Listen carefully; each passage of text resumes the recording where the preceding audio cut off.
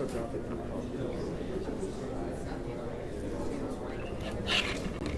Possibly.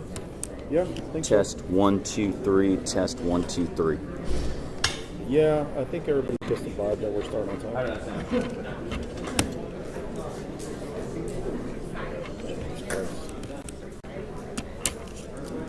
Okay. All right, I'll let you know. Okay. Sure. Okay.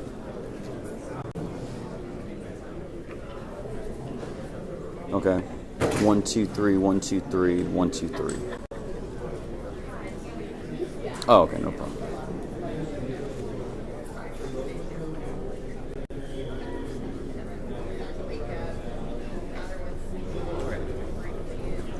One, two, three, 1 2 3, 1 2 3.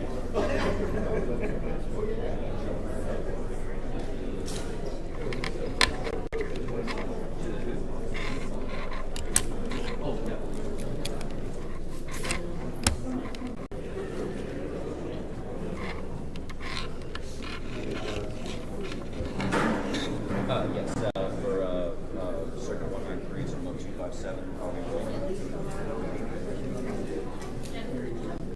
Sure, no problem.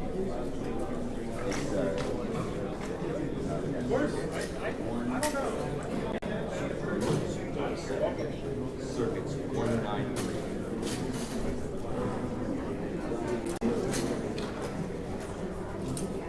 Yeah. And so you guys are rolling, we're good?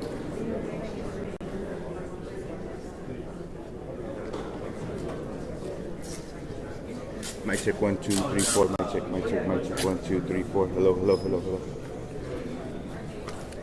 Oh, that's not. You like to put this anywhere up here? I'll probably put it right here. Thank you so much.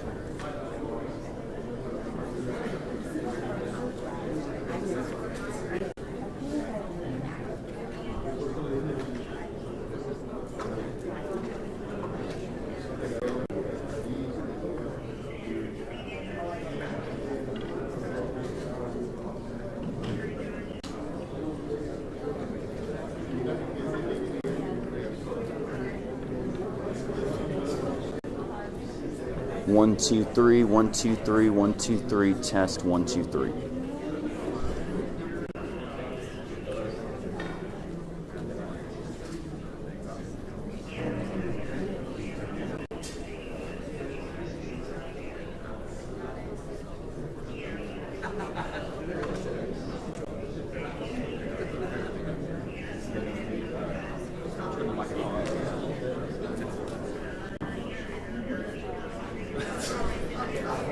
Turn the microphone up just a little bit.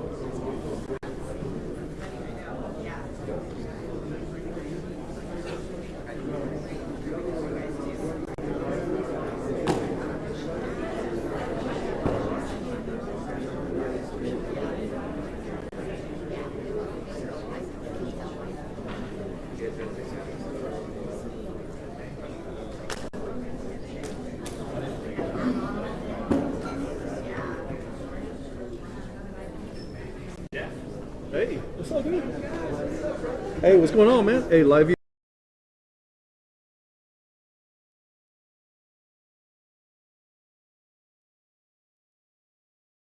Mic check. Hello. Hey, you got me, brother? Mic check. 1 2 1 2 1 2 1 2 1 2 1 2. Okay. Give me a second.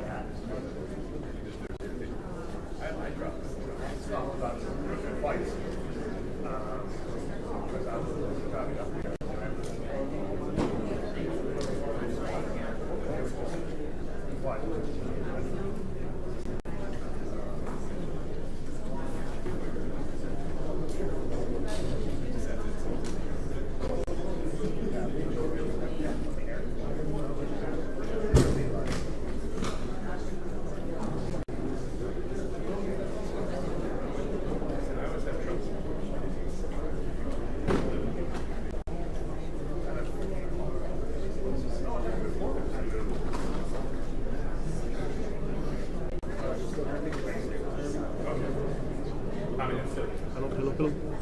Okay. All right, brother. That's up.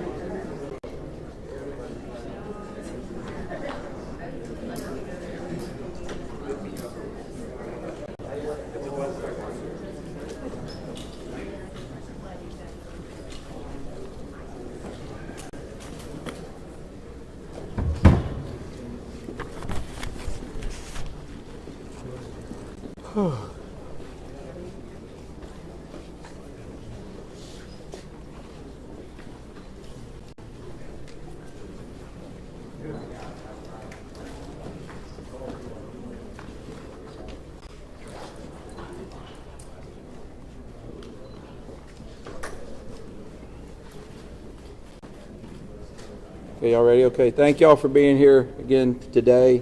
Larry Letha, Kirk County Sheriff. I'm going to kind of go over some brief notes with y'all real quick, then I'm going to pass it on to the mayor. Hundreds of first responders remain along the Guadalupe River in Kirk County working to reunite families. The large search and rescue effort, including local, state, federal, and volunteer agencies, continue. As of 8 a.m. Central Time, 87 deceased have been recovered in Kirk County, including 56 adults and 30 children. Identification is pending for 19 adults and 7 children, with 1 additional person still unidentified. At present, 5 Camp Mystic campers and 1 counselor still remain unaccounted for. We ask private boats to stay off the Guadalupe River to allow search and rescue teams to operate without any interference. This is a tragic time for us. We're so grateful and thankful for all the resources that have been provided to us to do this job. And I can assure you we will not stop until this mission is complete. At this time, I'm going to turn it over to City Mayor.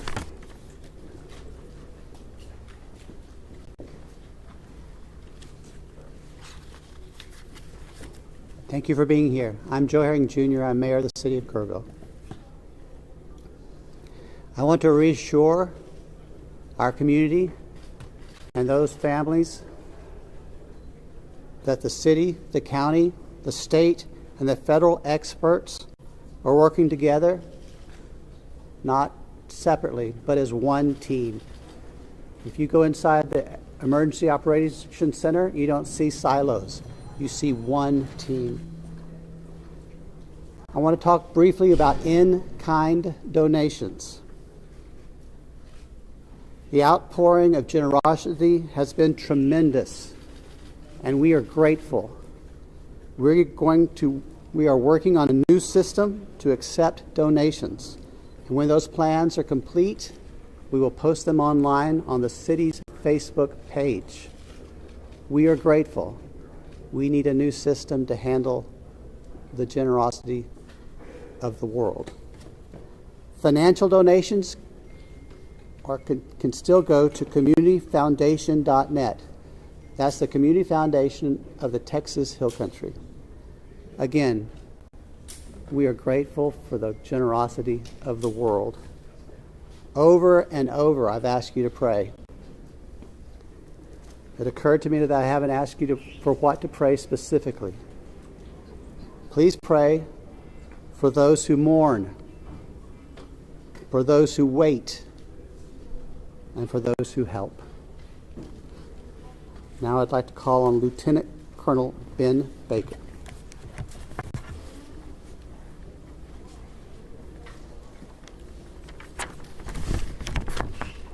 Morning, everyone. Thank you for being here. My name is Ben Baker, Lieutenant Colonel for Texas Game Wardens. I'd like to start out by thanking the Mayor, Sheriff, Chief, our local state partners, Texas Department of Public Safety, and the many others that have responded to this tragic event. We as Texas are strong, and together we face adversity. Your Texas Game Wardens responded in the early mornings of Friday to this tragic event, along with many other local and state partners. Since the early mornings of Friday, your Texas Gamers have had over 300 game wardens in the area, serving the people of the state of Texas and the citizens of Kerr County. Among that, we've searched 26 river miles since the tragic event has started. We've had approximately 444 rescues, 30 recoveries. Some of our resources and assets we have dedicated to this tragic event include 2 helicopters with hoist teams, 12 drone teams, 10 K9 units, 9 swiftwater boat crews, 15 airboats, 16 UTVs, and 169 four-wheel drive vehicles. Your Texas Game Wardens will remain here and serving the community. We just ask you to continue to pray for the victims, for the families, for your first responders, for everyone involved. We'll open it up now to questions, if anybody has any. Can you talk about how challenging it is for you guys in the mud, the big trees? What's been like the difference of rain? No, thank you for that question. Extremely challenging. You know, we've got, of course, your Texas Game Wardens out there, your local, your state partners, Texas Task Force 1. We've got the National Forest Service out there. We've got A&M Forest Service. We've got numerous responders with specialized capabilities where we've got these large pile of debris. And with our canines and when we're trying to make these recoveries, these large piles can be very obstructive. And to get deep into these piles, it's very hazardous. And those specialized teams have to go in there layer by layer because our first responders, also the safety of them is concerned. So it's extremely treacherous, time-consuming, it's dirty work, the water's still there. So we're having to go layer by layer, peeling these off to make those recoveries. So we're... What about mentally? Like when you guys stumble across someone who may be deceased, how do you process that? Absolutely. We process it the best we can. We have professionals in place, our crisis intervention team. All the agencies have some members representing there, and officer wellness is a first responder wellness is a key component to these operations. So we're maintaining and monitoring our officer wellness, our first responder wellness. We're making sure they have the support. It's very tragic whenever you see human life, but to see a child and that loss of life is extremely tragic. More rain is expected to come down west of us, and eventually it's going to get down to Guadalupe River. Is that going to put a halt to the searches? And if not, how are you going to change the trajectory of the search and rescue operations? So with the water coming down, that is always a concern, and I'm sure you've been monitoring the last couple of days where we've had some reports of maybe some additional water coming in. Obviously, that's going to impact the search and recovery efforts. Us with numerous other agencies do have air capabilities, drone capabilities. We've got numerous fixed wing, rotary helicopters here. So it will alter our patrol patterns and alter our searches, but it won't deter them. I have a question for the what specific discussions and actions were taken between the time the first flood emergency alert came in at 1:14 a.m. and then when the river first started flooding homes hours later? What were the specific actions and discussions that happened in those hours? Can you repeat that again, please? Absolutely.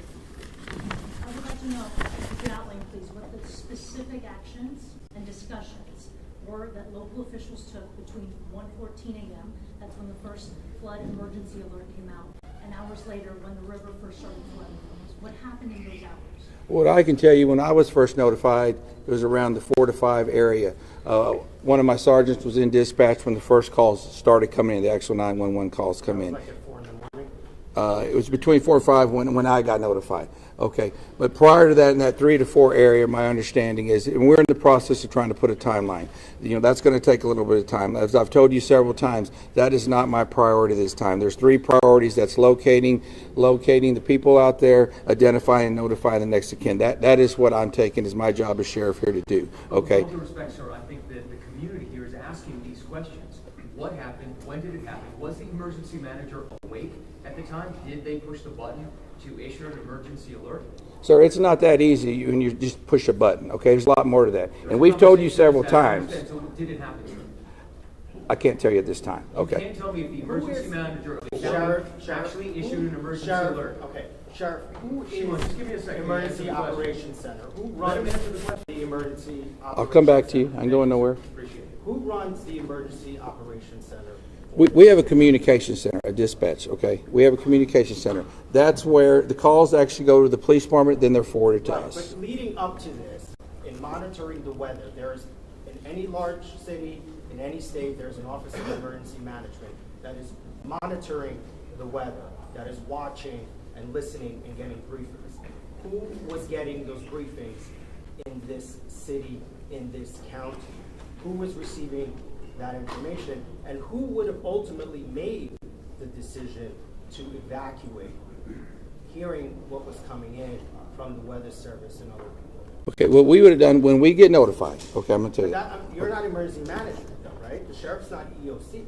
No, there is Who no, is I meant EOC? as the city. Yeah. So we understand you have many questions. Right. Hang on. No, I understand, but you're not going to answer the question because that's up to the city manager and the mayor to answer those Correct. questions. We understand you have many questions. The judge is not here. We understand that, but right now, This team up here is focused on bringing people home. That's our focus. All those questions will be answered, but the priority right now It seems like you're is bringing people home. We totally understand that, and we value the incredible work that is being done by the first responders. We're seeing them out there muddy and sweaty and grinding it out day after day. But your community is asking these questions. And we will get answers.